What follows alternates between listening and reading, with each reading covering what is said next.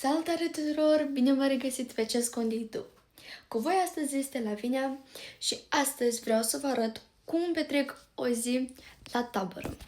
Ieri tot am vrut să filmez, doar că nu am avut foarte mare chef, așa că astăzi am decis să filmez.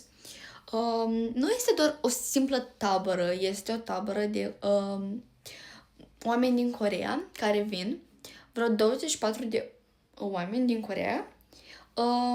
Și că așa că este foarte interesant, ne aduc dulciuri, ne distrăm. Știu că astăzi ne vom muta cu apă. Deja o să vedeți voi în videoclip și uitați-vă mai departe. Ok, aici avem o foaie în care scrie numele meu în limba lor și foaia asta e special pentru ca să vadă că ai fost și prima zi, pentru că v-am mai spus că ieri tot a fost, doar că nu am reușit să filmez.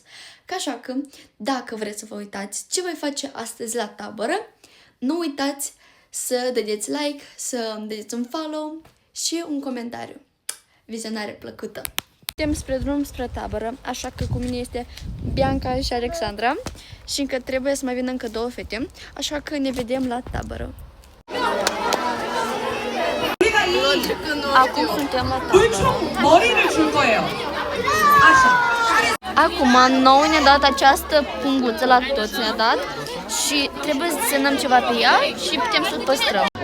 Așa s-a primit la mine, încă mai trebuie să termin. Și așa la Emilia. Tot trebuie să termine. Emilia, dă privet. Cam așa la mine s-a primit. Apoi vă arăt. Cam acesta este rezultatul, doamne, deci la ador. Și hai la Emilia. Stai. Wow, frumos. Cine care desenată bine? Emilia a fost o să mă ajute, da, cu asta.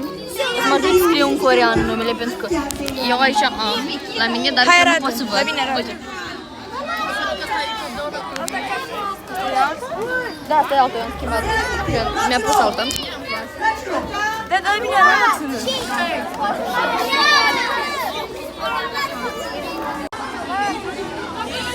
Cam așa s-a primit la mine. Gen, așa am scris că noi suntem grupa 3. Gen, ne jucăm pe grupe. Așa e numele meu și așa este numele meu în coreană.